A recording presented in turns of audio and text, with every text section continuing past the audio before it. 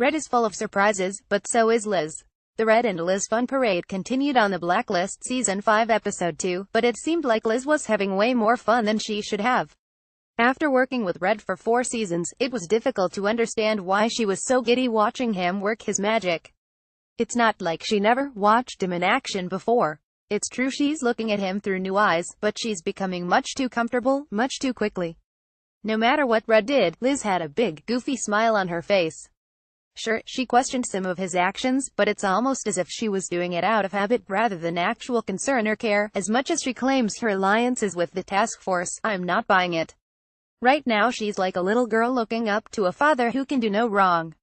She wouldn't have any reservations stepping into the dark side to run with Red right now.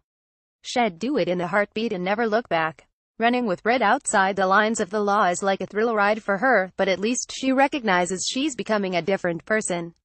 Or at least I hope that was the case when she told Red she was afraid of him now more than ever. She shouldn't be too shocked that she's turning out to be like him. There is an underside to Liz that still needs to be explored.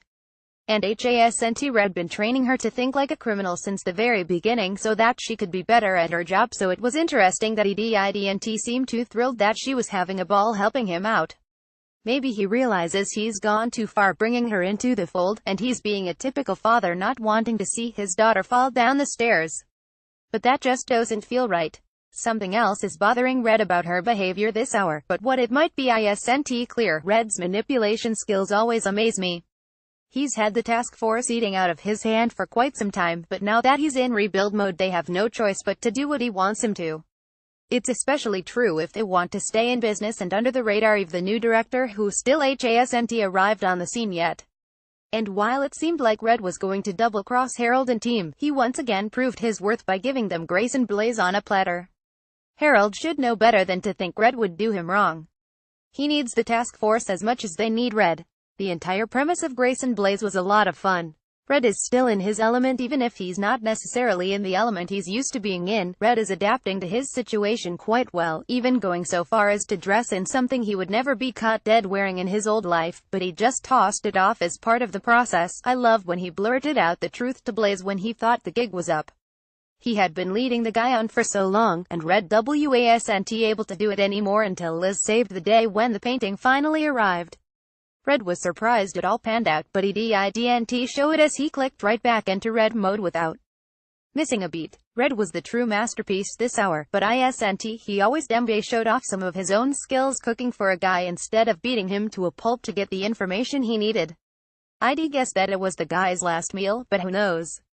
Maybe everyone is turning over a new leaf, but somehow I doubt Dembe let the guy live. He wasn't too nice to Dennison who had the answers about the suitcase and wasn't willing to give up anything, not even when Red showed up. Tom has to be feeling the heat.